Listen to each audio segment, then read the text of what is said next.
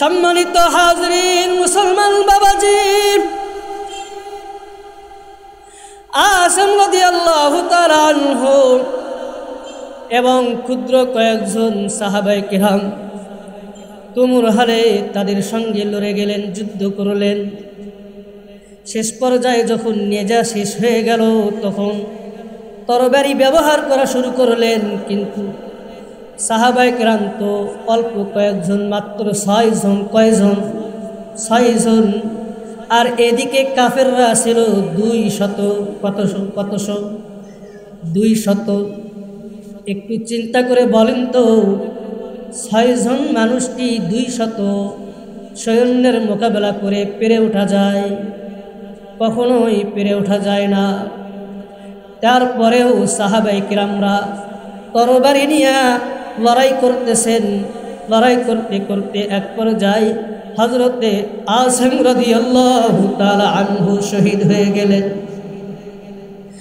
শহীদ হওয়ার আগে আসিম রাদিয়াল্লাহু তাআলা আনহু আল্লাহর কাছে দোয়া করলেন, ওগো মালিক, ওগো আরশ আজিমের মালিক, আমরা যে বিপদগ্রস্ত হয়েছি, আমাদের যে দুরবস্থা, এই দুরবস্থার কথা তুমি একটু তোমার হাবিবের কাছে পৌঁছাইয়া দাও। আল্লাহ রাব্বুল আলামিন দোয়া কবুল করলেন, নবীজির কাছে খবরটা পৌঁছাইয়া দিলেন। আসিম রাদিয়াল্লাহু তাআলা আনহু আল্লাহর কাছে দোয়া করলেন, ওগো আল্লাহ, আমার কাল্লাটা তোমার দ্বীনের জন্য কাটা যাইতেছে, আমার মাথাটা তোমার দ্বীনের জন্য কাটা যাইতেছে। সালাফা মান্নত করেছে আমার মাথার খুলিতে করে সে মদ পান করবে। ওগো মালিক, এই মাথাটা তোমার দ্বীনের জন্য কাটা পড়তেছে, এই মাথাটা তুমি হেফাজত করো। আল্লাহ তাআলা সেই দোয়াও কবুল করলেন। আসিম রাদিয়াল্লাহু তাআলা আনহু শহীদ হয়ে গেলেন। শহীদ হওয়ার পর আল্লাহ রাব্বুল আলামিন দোয়া যেহেতু কবুল করেছে, একদল এক ঝাঁক মৌমাছি এবং ভিমরুর দ্বারা আসিম রাদিয়াল্লাহু তাআলা আনহুর লাশটাকে ঘেরাও করে রেখে দিলেন। বেঈমান কাফেররা যখনই তার কাল্লাটা কাটতে যায়, ভিমরুরের কারণে, মৌমাছির কারণে কাল্লাটা আর কাটতে পারে না।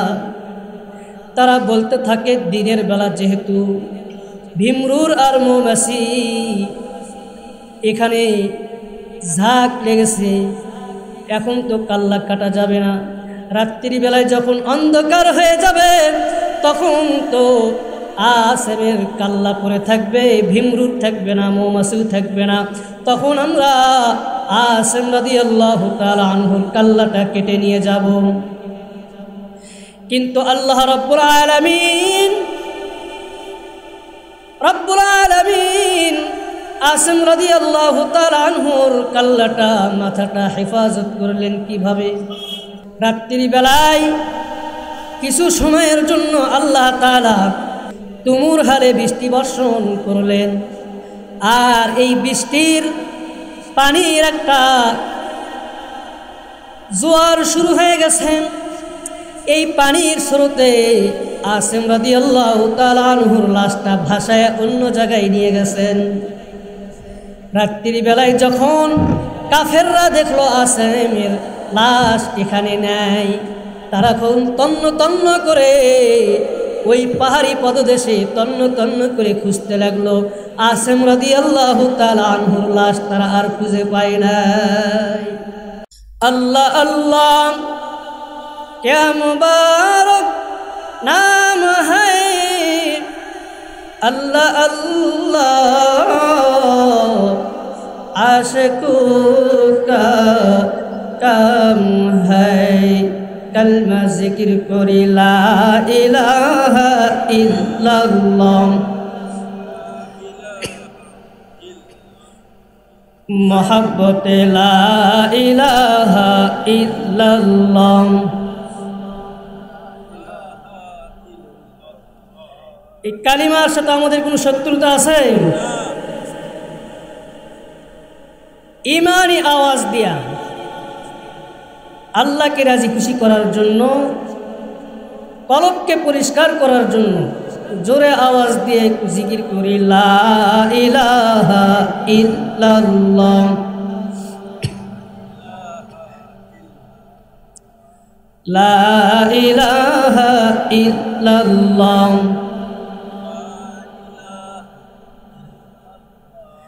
যার দিলে আসরে ভাই আল্লাহর ভয়,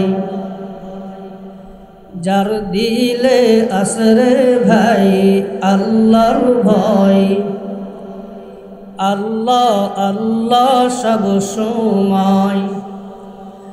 আহার নিদ্রা ভালো লাগে না, দুনিয়াদারি ভালো লাগে না, ভালো লাগে শুধু ইল্লাল্লাহ, লা ইলাহা ইল্লাল্লাহ, লা ইলাহা ইল্লাল্লাহ, লা ইলাহা ইল্লাল্লাহ মুহাম্মাদুর রাসূলুল্লাহ। মাইলে মুমিন সোয়ে মুমিন মিশাওয়াত, মাইলে মুমিন সোয়ে মুমিন মিশাওয়াত, মাইলে মুমিন সোয়ে মন্দির মিশাওয়াত। अल्लाह अल्लाह क्या मुबारक नाम है, अल्लाह अल्लाह मोमिनों का काम है। अल्लाह अल्लाह इच शिरीन नाम शिर शक्कर मी कुनद जानम तमाम।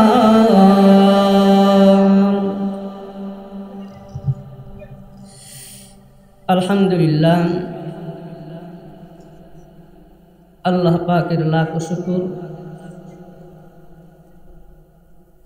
रजाकपुर मध्यपाड़ा केंद्रीय जामी मस्जिदेर उद्योगे ताफसीरुल कुरान महफिल, अध्यकार महफिलेर এই গ্রামের কৃতি সন্তান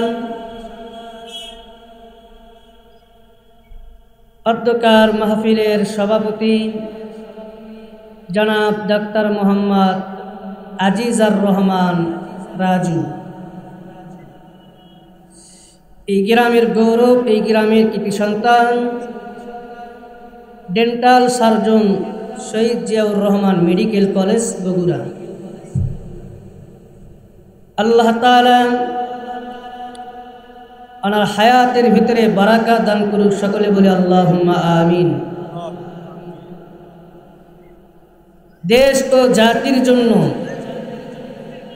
জনকল্যাণমূলক কাজ করার তৌফিক দান করুক, সকলে বলি আল্লাহুম্মা আমিন। সহ সভাপতি জনাব মোহাম্মদ শহীদুল ইসলাম, সহকারী শিক্ষক গোকুল তসলিম উদ্দিন উচ্চ বিদ্যালয়, সভাপতি অত্র মসজিদ। প্রধান অতিথি জনাব মোহাম্মদ শফিকুল ইসলাম শফিক, বরেণ্য অতিথি জনাব অ্যাডভোকেট মোহাম্মদ আতাউর রহমান সবুজ, এপিপি জসপুর বগুড়া। আজকের মাহফিলের প্রধান মেহমান, প্রধান বক্তা অনেক দূর থেকে আগমন করেছেন, সুদূর চাপাই থেকে তিনি এসেছেন। মাওলানা মোহাম্মদ জাহাঙ্গীর আলম বেলালী সাহেব, চাঁপাইনবাবগঞ্জ। আল্লাহ তাআলা ওনার কণ্ঠকে দ্বীনের জন্য কবুল করে নিন, সকলে বলে আল্লাহুম্মা আমিন। দ্বীনের দাঈ হিসেবে কবুল করে নিন, সকলে বলে আল্লাহুম্মা আমিন। সম্মানিত হাজিরিন, আমার আগে আরো কয়েকজন কথা বলেছেন। বক্তা এবং শ্রোতা সকলের এই দ্বীনি কথা, কোরআন হাদিসের কথাগুলো উভয়কে আমল নিয়তে বলা এবং শুনবার তৌফিক দান করুক, সকলে বলে আল্লাহুম্মা আমিন। সম্মানিত হাজিরিন, সর্বপ্রথম সে মহান আল্লাহ জাল্লা শানুহুর দরবারে শুকুর আদায় করছি, যে মহান আল্লাহ জাল্লা শানুহু বহু মানুষের মাঝখান থেকে এ সময় কেউ বাড়িতে বসে বসে গল্প গুজব করছে,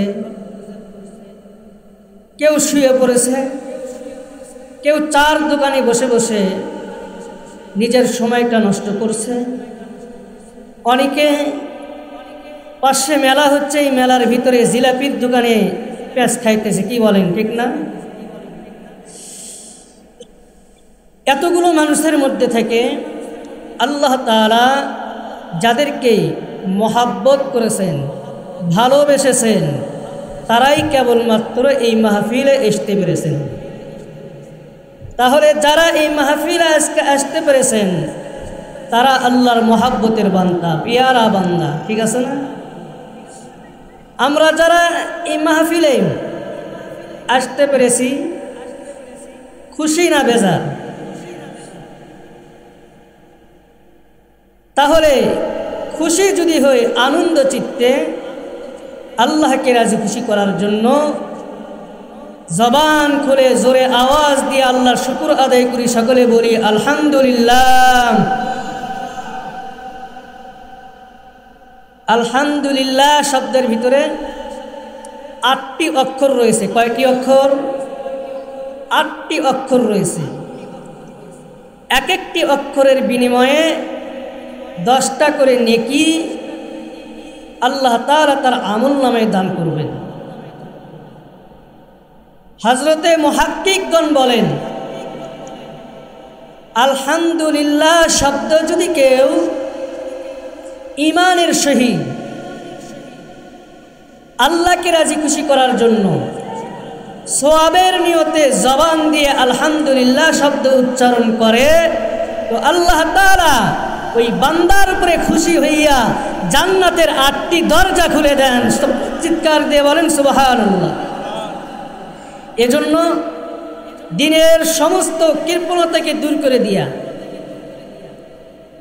আরেকবার আমরা আল্লাহ তাআলার শুকর আদায় করি, জোরে আওয়াজ দিয়ে সকলে বলি আলহামদুলিল্লাহ। আরো জোরে বলি আলহামদুলিল্লাহ। লক্ষ কোটি দরুদ ও সালাম বর্ষিত হোক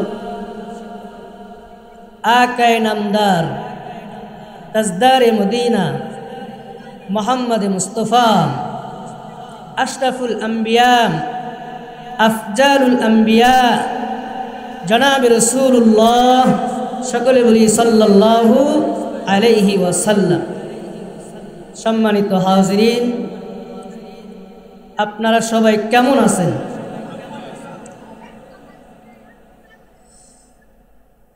ভালো রেখেছেন কে বলেন তো? সম্মানিত হাজিরিন, ভালো রাখনেওয়ালার মালিক কে বলেন তো? আল্লাহ তাআলা আমাকে আপনাকে ভালো রেখেছেন বলেই আমরা এই জায়গায় আসতে পেরেছি।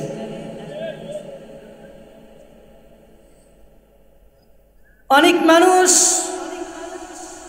এ সময় বহু মানুষ হাসপাতালের, ক্লিনিকের রোগীর বিছানায় রোগাক্রান্ত অবস্থায় শুয়ে আছেন। আল্লাহ তাআলা আমাকে আপনাকে সুস্থ রেখেছেন, ভালো রেখেছেন। এই সুস্থতা আল্লাহ তাআলার বহুত বড় নিয়ামত। সুস্থতা আল্লাহ তাআলার বহুত বড় নিয়ামত, এটা শুকর আদায় করতে হবে।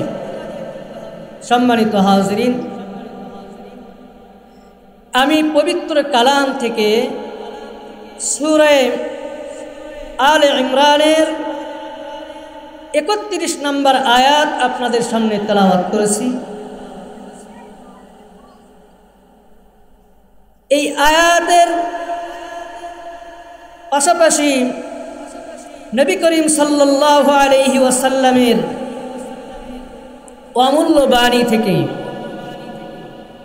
একটি হাদিস তেলাওয়াত করেছি। এই আয়াত এবং হাদিসকে সামনে রেখে আমি অধম গুনাহগার আপনাদের সামনে নিজের ইসলাহের জন্য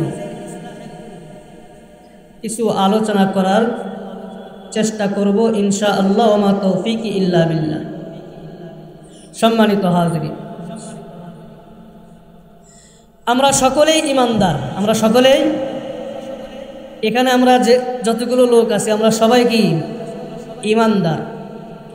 আমাদের সকলের ভিতরে ঈমান আছে, কিন্তু কম আর বেশি, কম আর বেশি। পূর্ণ ঈমান যদি অন্তরের ভিতরে থাকে তাহলে সেই মানুষটা দুনিয়াতেও সফলতা অর্জন করবে, পরকালেও সে কামিয়াব হবে। পূর্ণ ঈমান যদি অন্তরে থাকে তো এই মানুষটা পরকালের জাহান্নাম থেকে মুক্তি পেয়ে চিরস্থায়ী জান্নাতের মেহমান সে হয়ে যাবে। চিৎকার দিয়ে বলেন সুবহানাল্লাহ, তো আওয়াজ দিয়ে বলেন সুবহানাল্লাহ।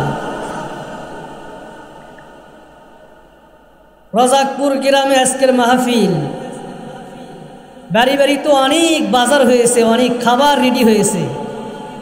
এত খাবার খেয়েও কি শরীরে শক্তি হয় নাই?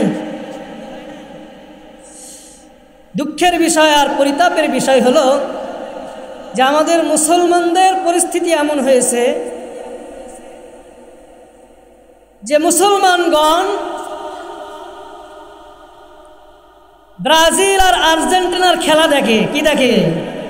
ব্রাজিল আর আর্জেন্টিনার খেলা দেখে। এই খেলা হইতেছে কোন দেশে আর দেখতেছে বাংলাদেশে।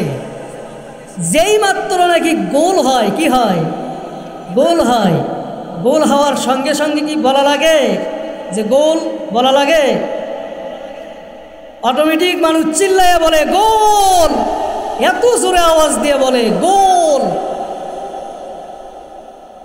কিন্তু আল্লাহ আল্লাহ রসুলের জন্য যখন, দ্বীনের জন্য যখন কিছু কথা বলা হয়, আলহামদুলিল্লাহ বলতে বলা হয়, সুবহানাল্লাহ বলতে বলা হয়, আল্লাহু আকবার বলতে বলা হয়, তখন জবান দিয়ে কথা বাড়ায় না, জবান দিয়ে আওয়াজ বাহির হয় না। এটা ঈমানের দুর্বলতা। কিসের দুর্বলতা? ঈমানের দুর্বলতা। এজন্য ঈমানটা বড় মজবুত করতে হবে, ঈমানটা বড় শক্তিশালী করতে হবে। দ্বিতীয় নম্বর বিষয় হলো আল্লাহ আল্লাহ রসুলের মহাব্বত, ভালোবাসা। আল্লাহ আল্লাহ রসুলের মহাব্বত, ভালোবাসা। আল্লাহ আল্লাহ রসুলের মহাব্বত, ভালোবাসা যদি অন্তরে থাকে তাহলে যেই ইবাদত আপনি করবেন ওই ইবাদতটা আল্লাহর দরবারে কবুল হবে। এক নম্বর ঈমান থাকতে হবে, দুই নম্বর আল্লাহ আল্লাহ রসুলের মহাব্বত, ভালোবাসা থাকতে হবে।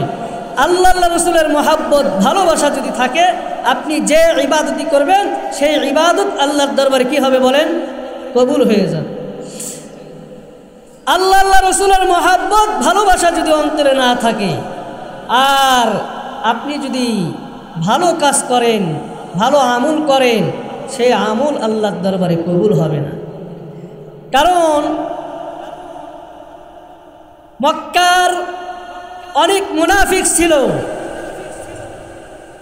তারা জানতো যে মুহাম্মদ আল্লাহর রসুল, তারা এটা বিশ্বাস করতেছিল, তাদের ঈমান ছিল।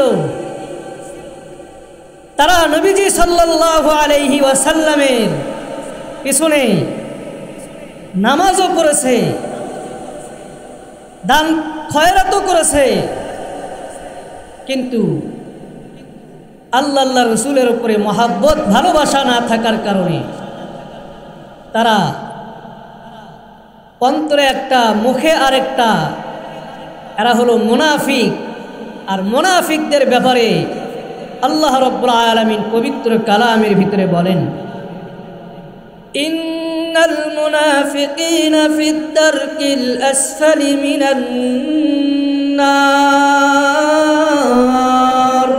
আল্লাহু আকবার। ইন্নাল মুনাফিকিনা ফিদ দারকিল আসফালি মিনান নার।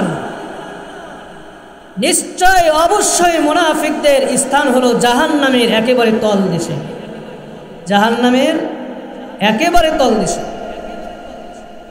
তাহলে আমরা মুনাফিক হইতে চাই না ইমানদার হইতে চাই? একটু জোরে আওয়াজ দিয়ে বলবেন, মুনাফিক হইতে চাই না ইমানদার হইতে চাই? তাহলে এবার একটা ইমানের একটা পরীক্ষা হবে। ইমানের কি হবে? আমরা একটু ইমানের পরীক্ষা দেই, দেখি আমাদের ভিতরে ইমানটা কি পরিমাণ আছে। যুবক কয়জন আছেন দেখি, বলেন, হাত তোলেন, মেহরবানি করে হাত তোলেন। যুবক কয়জন আছেন? 40-এর নামা বয়স, 40-এর নামা বয়স, তারা কয়জন আছে এরকম হাত তোলেন।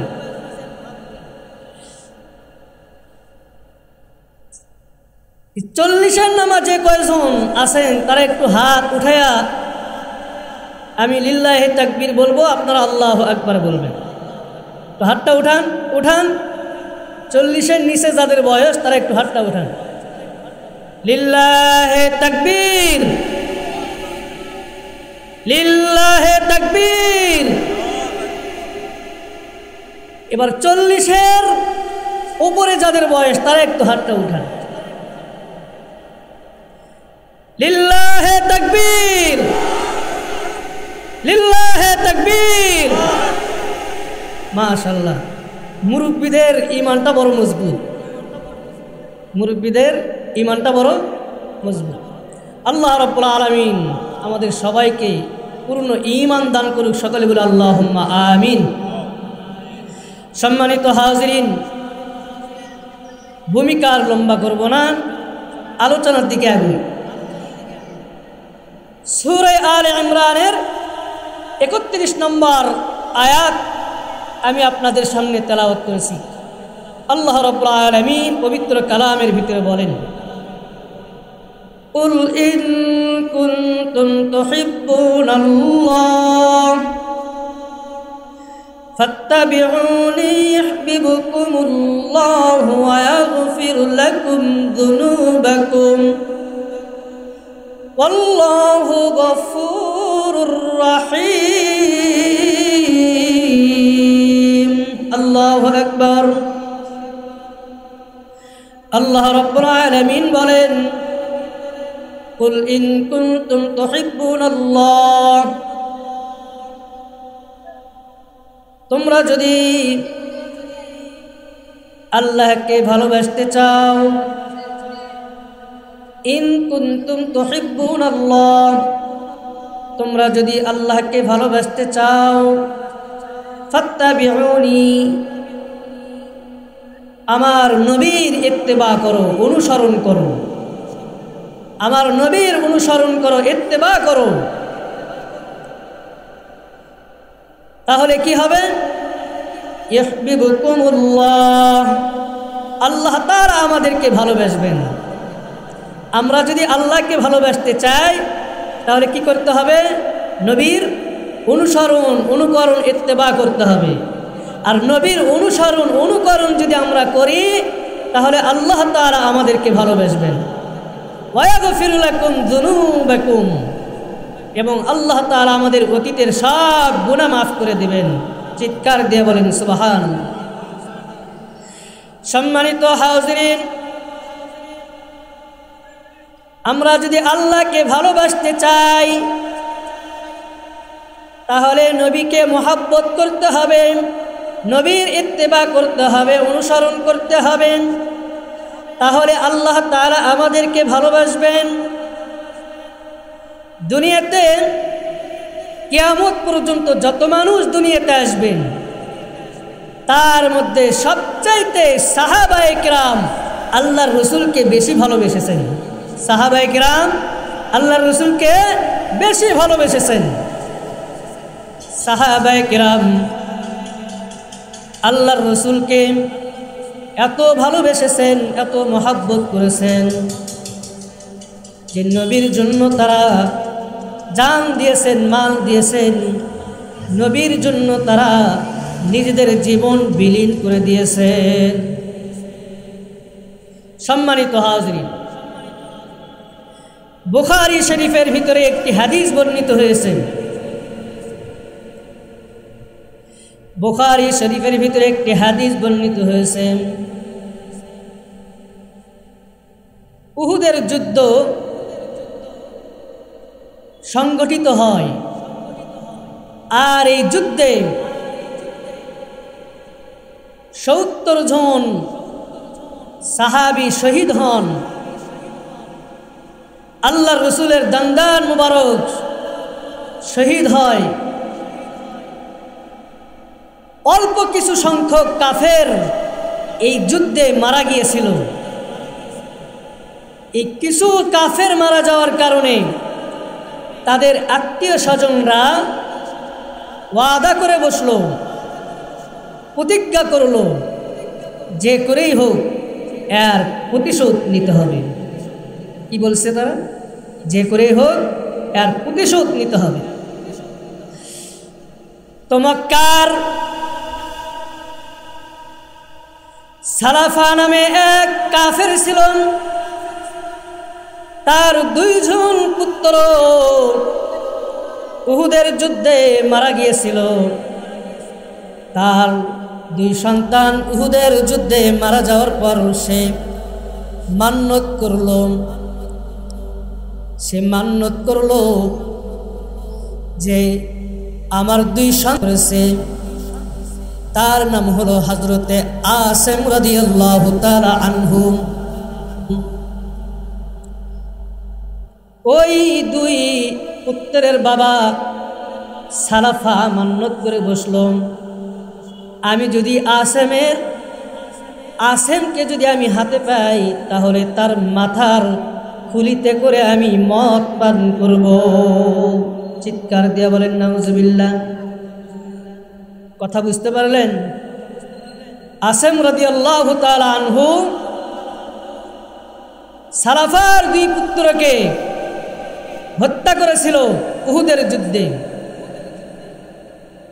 আর এই 2 পুত্র হত্যা হওয়ার কারণে, মারা যাওয়ার কারণে তাদের বাবা সালাফা মান্যত করে বসলো যে আমি যদি আসিমকে হাতে পাই তাহলে তার মাথার খুলিতে করে আমি মদ পান করব। এই মান্যত করার পর সালাফা মক্কার মধ্যে ঘোষণা দিয়ে দিলেন, যে ব্যক্তি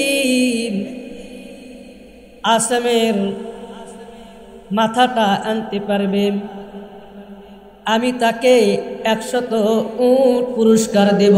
নাউজুবিল্লাহ।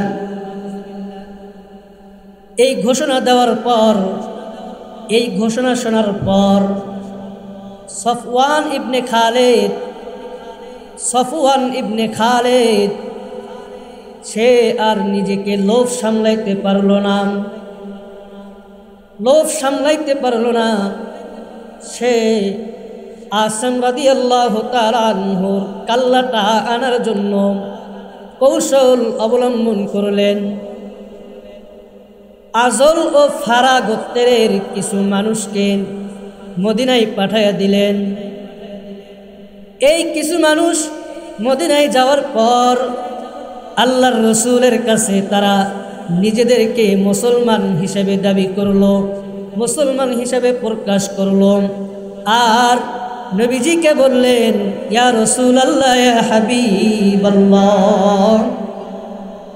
ইসলামের তালিম তাবলীগের জন্য কিছু সাহাবী আমাদেরকে দিয়ে দেন। যেন আমরা এলাকায় গিয়ে দ্বীনের কাজ করতে পারি। এবং সাথে আসিম রাদিয়াল্লাহু তাআলা আনহুকেও দিয়ে দেন, কারণ আমরা জানি আসিম খুব ভালো ওয়াজ করতে পারে, ভালো বয়ান শুনতে পারে, ভালো বয়ান শোনাইতে পারে। আল্লাহর রাসূল সাল্লাল্লাহু আলাইহি ওয়াসাল্লাম তাদের কথা অনুযায়ী 10 জন মতান্তরে 6 জন আসিম রাদিয়াল্লাহু তাআলা আনহু সহ এই 6 জন সাহাবীকে তাদের সঙ্গে দিয়ে দিলেন। যাইতেছেন পথিমধ্যে বেঈমান কাফেররা আজল ও ফারা গোত্রের লোকেরা বাটপারি করলো, চিটারি করলো, বিশ্বাসঘাতকতা করলো। এই ক্ষুদ্র সাহাবায়ে কেরামের এই কাফেলাটাকে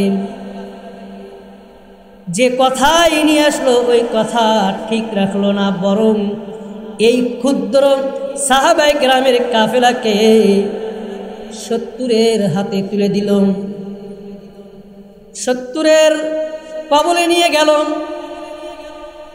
হযরত আসিম রাদিয়াল্লাহু তাআলা আনহু যখন দেখতে পেলেন পরিস্থিতি খুব খারাপ, এদের মতলব তো ভালো না, এরা তো আমাদেরকে হত্যা করার জন্য নিয়ে আসছে, এরা তো আমাদেরকে দ্বীনের কাজের জন্য নিয়ে আসে নাই, এরা আমাদেরকে হত্যা করার জন্য নিয়ে আসছে।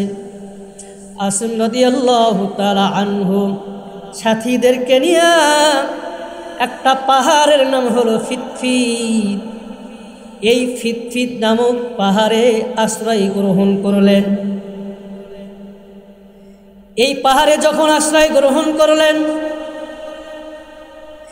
কাফেররা সাহাবায়ে কেরামদেরকে লক্ষ্য করে বলতেছে, ও আল্লাহর রাসূলের সাহাবীরা, তোমাদেরকে আমরা হত্যা করার জন্য আনি নাই, তোমাদের রক্ত দিয়া আমাদের মাটি রঞ্জিত করার জন্য নিয়ে আসি নাই, বরং তোমাদেরকে নিয়ে আসছি তোমাদের বিনিময়ে মক্কাবাসীদের কাছ থেকে কিছু সম্পদ আদায় করার জন্য। তোমরা ভয় পেও না, পাহাড় থেকে নেমে এসো। সাহাবায়ে কেরাম আসিম রাদিয়াল্লাহু তাআলা আনহু তাদেরকে বললেন, কাফেরদের ওয়াদায় আমরা বিশ্বাসী না, কাফেরদের ওয়াদায় আমরা বিশ্বাসী না। এরপরেই তুমুল হালে সংঘাত শুরু হয়ে গেল, সংঘর্ষ শুরু হয়ে গেল। আসিম রাদিয়াল্লাহু তাআলা আনহু এবং অল্প কয়েকজন সাহাবী তারা প্রথমে তীর ব্যবহার করলেন, তীর দিয়ে তাদের সঙ্গে মোকাবেলা করলেন। তীরগুলো যখন শেষ হয়ে গেল তখন তারা নেজা ব্যবহার করলেন। আর হযরতে আসিম রাদিয়াল্লাহু তাআলা আনহু ভারাক্রান্ত হৃদয় লইয়া ক্ষুদ্র সাহাবায়ে কেরামের কাফেলাকে উদ্দেশ্য করে বলছেন, ও আল্লাহর রাসূলের সাহাবীরা, তোমরা শত্রুর ফাঁদে পা দিয়েছো, কৃপণতার ফাঁদে পা দিয়েছো, তবে ভয়ের কোনো কারণ নাই, আল্লাহ আছেন আমাদের সঙ্গে। শাহাদতকে গনিমত মনে করো, শাহাদতকে গনিমত মনে করিয়া তুমুর হালে তাদের সঙ্গে লড়ে যাও। তুমি শাহাদত হইবা, চিন্তার কোনো কারণ নাই, ভয়ের কোনো কারণ নাই। তোমার জন্য জান্নাতের দরজায় জান্নাতের হুরগুলো অপেক্ষমান রয়েছেন। চিৎকার দিয়ে বলেন আল্লাহু আকবার, আরো জোরে বলেন আল্লাহু আকবার। সম্মানিত হাজরিন, মুসলমান বাবাজি, আসিম রাদিয়াল্লাহু তাআলা আনহু এবং ক্ষুদ্র কয়েকজন সাহাবায়ে কিরাম তুমুল হারে তাদের সঙ্গে লড়ে গেলেন, যুদ্ধ করলেন। শেষ পর্যায়ে যখন নেজা শেষ হয়ে গেল তখন তরবারি ব্যবহার করা শুরু করলেন, কিন্তু সাহাবায়ে কিরাম তো অল্প কয়েকজন, মাত্র 6 জন। কয়জন? 6 জন। আর এদিকে কাফেররা ছিল 200। কতশো? 200। একটু চিন্তা করে বলেন তো, 6 জন মানুষটি 200 সৈন্যের মোকাবেলা করে পেরে ওঠা যায়? কখনোই পেরে ওঠা যায় না। তারপরেও সাহাবায়ে কিরামরা তরবারি নিয়ে লড়াই করতেছেন। লড়াই করতে করতে এক পর্যায়ে হযরতে আসিম রাদিয়াল্লাহু তাআলা আনহু শহীদ হয়ে গেলেন।